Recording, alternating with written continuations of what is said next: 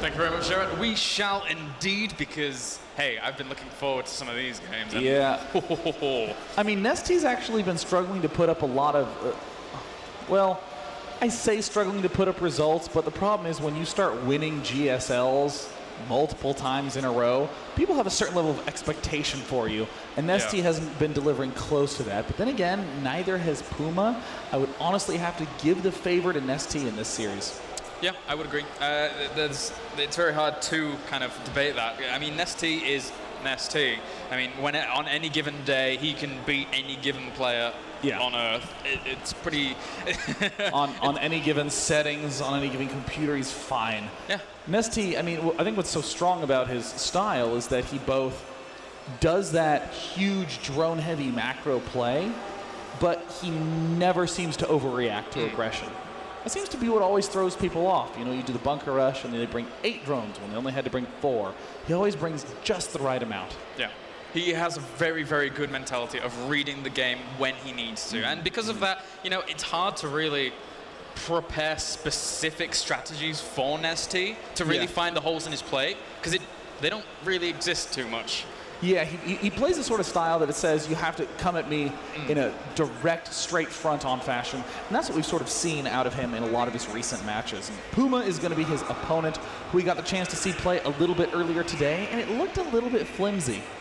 Yeah, it wasn't looking too on the ball with it. There was 1 or 2 gaps in it that were, you know, a little bit exploitable by his opponent, and from there, didn't really kind of pan out too well. But I mean, it panned out all right. He's here, right? He's in the finals of the winner's bracket. Whoever ends up winning this match advances on to group stage play tomorrow.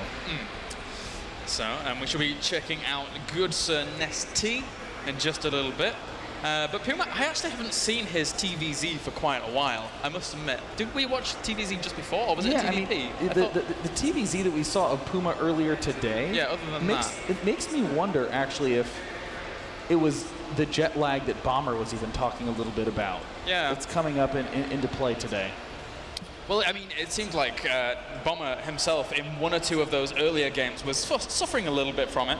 But, you know, stabilizing now and getting things going, as we do have NesTea here showing here. They're actually wearing the black shirt from IEM, which they're normally wearing the white one. But anyway, I like the color differences. It's all good. On the map, Atlantis spaceship spawning in the north position. We have LGIM's NesTea. His teammate MVP already advanced onto group stage play. He's hoping to do the same. Yes, indeed. And down to the bottom left-hand corner, we do have EG PuMa RC going to be spawning here as our blue Terran, looking to upset maybe a few fans here today. I honestly think that the game that we saw of PuMa against Dark Force on this map, PuMa looked the strongest. On that first game on Ohana, it was a little bit of a bumpy mid-game where there was a lot of just straight, as you were saying, conveyor belt Terran style, just rallying units in and killing them off one at a time. NesTea feeling good. It looks like little burrow-unburrow action. PuMa's looking for some way to expend that APM. He's going to be going for the straight early expo first. Nicely done that. But yeah, I mean, coming back to the map that we saw against Dark Force with PuMa here, he really was able to play to the map very well. He was expanding to that third whilst attacking down that path as well. He was gearing up to take his fourth down exactly the same path. So again, you know, you normally see players ending up just expanding down to this very southern position third, and it normally doesn't, it wouldn't work out as well if you weren't being as aggressive as PuMa was in that game. So he likes the style of this. Oh, hey, nice. Wow, what a play from NesTea. Has he even scouted? He has not scouted anything. This is a straight metagame play. This is why NesTea is just the best of the best. NesTea just basically saying, you know what, if you think you're going to get away with an early orbital command, look at this. It must be the most reassuring feeling in the world where you're thinking, oh my God, I got away with this early double hatchery play. Wow.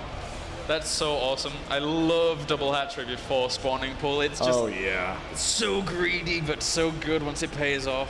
It's fantastic for NesTea. But PuMa might end up scouting out the third hatchery very, very quickly, and he might just add on a third command center very quickly in his base as a macro command center. We don't know for yet, as he hasn't been able to make any scouting, you know, ventures out onto the map. But when he does, that might come to fruition. You know, honestly, with this build that we're seeing out of PuMa, this is going to be one of the most comfortable builds against this early third hatch. Again, assuming you scout it, just due to the fact that you don't really get that fast of Hellions and this fast of an expansion unless you do this exact build. At the same time, though, the only real follow-up you have in PuMa's position is to go for a third command center. You could technically add on 2 more barracks right around now and get ready for a follow-up push, perhaps a Marauder Hellion push, but it still don't like it nearly as much as this command center. And there it is going down. A very, very typical play from PuMa. Yep. And as such, still doesn't really care too much about the scouting for now. Just going to chill out back in his base, do his own thing. And, I mean, NesTea in the past has been able to bring out some, little cheesy shenaniganry, but I mean, the NesTea of today doesn't really do that as much. It's just more the very, very straight up macro, more just going into that big play. And he has the mechanics to do it, but so does PuMa to keep up. Now, hopefully he's overcome the slight flaws that he was experiencing during that series with Dark Force, because this is potentially another level up from there.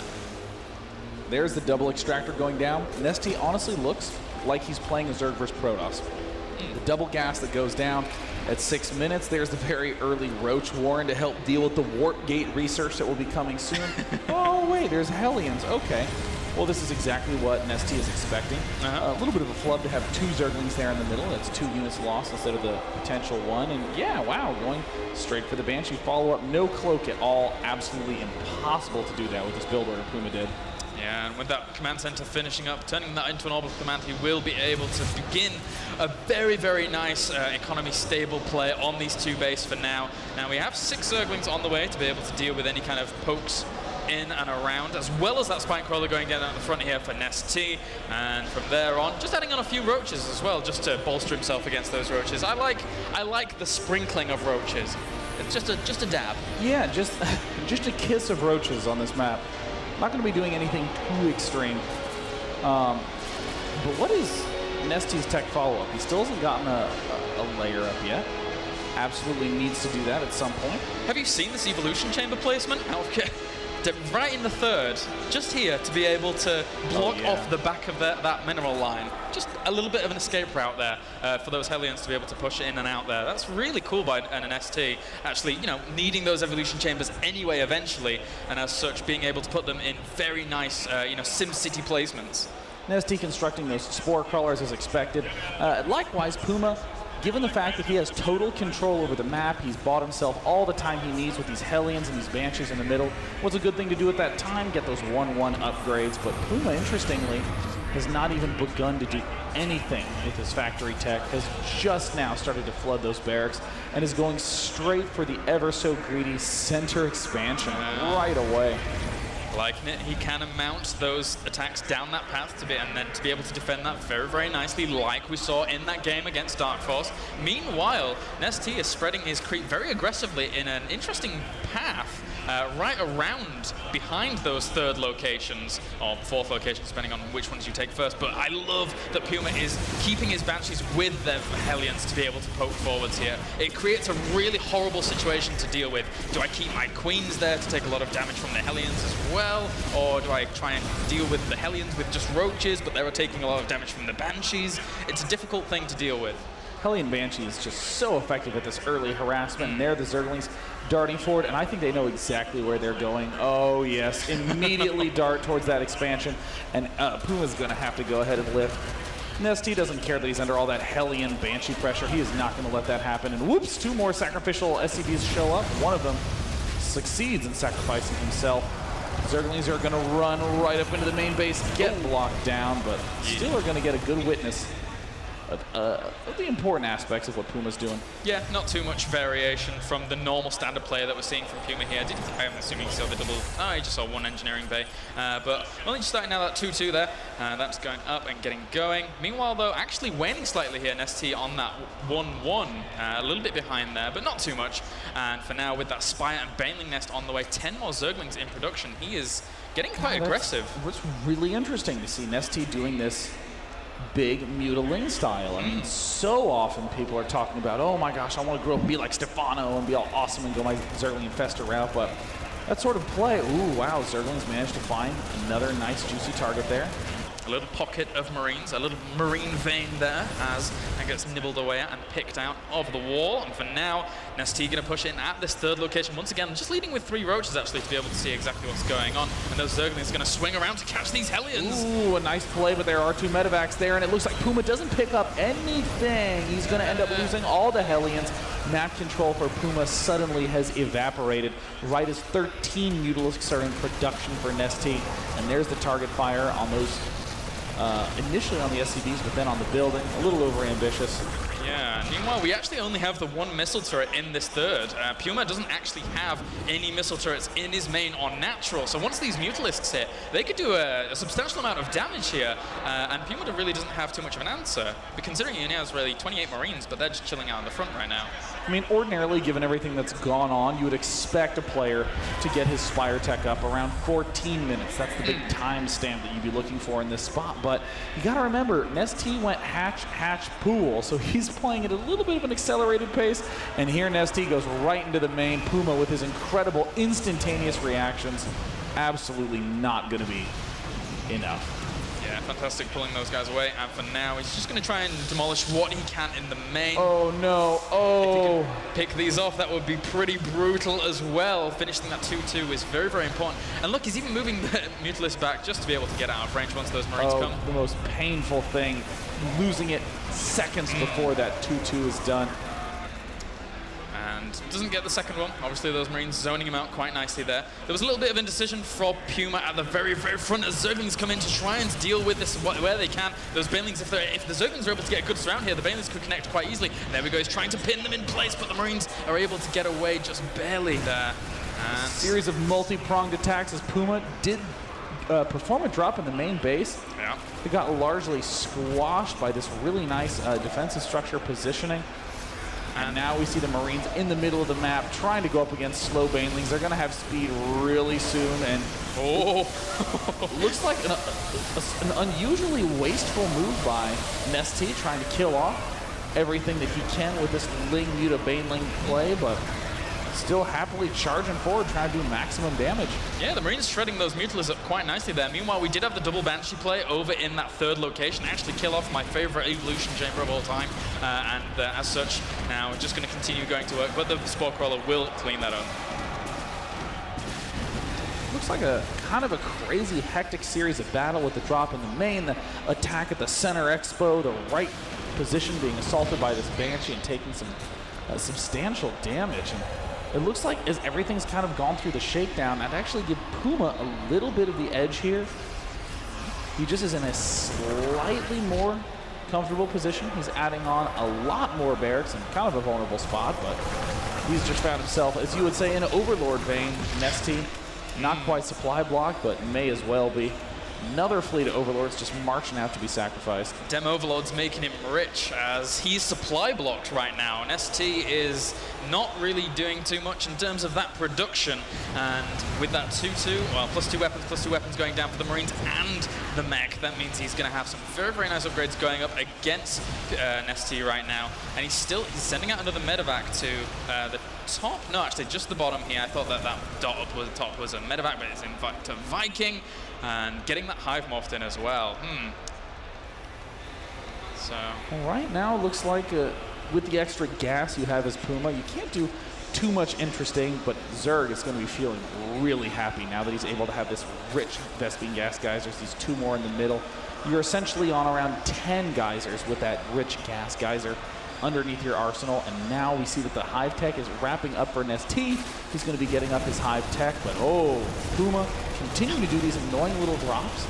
Yep, killing off the Queen. Very, very nicely done there. And he's actually going to be able to get the hatchery by the looks of things. If these Zerglings aren't able to get back in time, this is going to be rather close, but it will end up dying. There it ends up falling down. This is exactly what PuMa wanted. Not only did he kill off the expansion, but he also pulled all those units back, meaning, hey, it looks like I have an opportunity to do a push right now.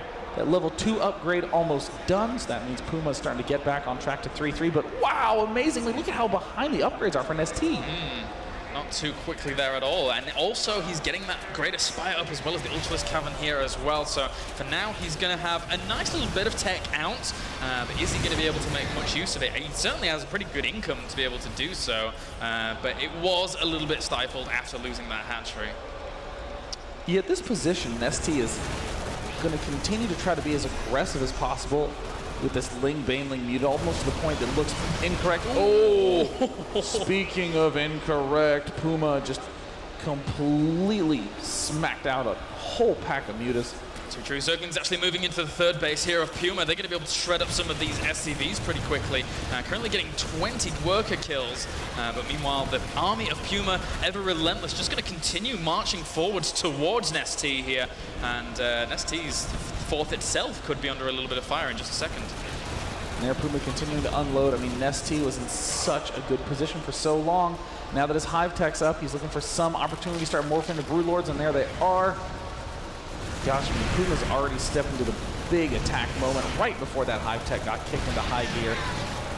Yeah, those Broodlords need to go out pretty quickly to be able to shut this down. Meanwhile, we have a few Marines stepping up once again to be able to take out the third here, which is very, very important in itself. Just continuing to really restrict how much NesTea can really bring in right now. And he's still powering out so many upgrades and even transferring himself into those all-important Vikings here to be able to deal with that Broodlord transition that I believe he has seen, yes. PuMa does lift up.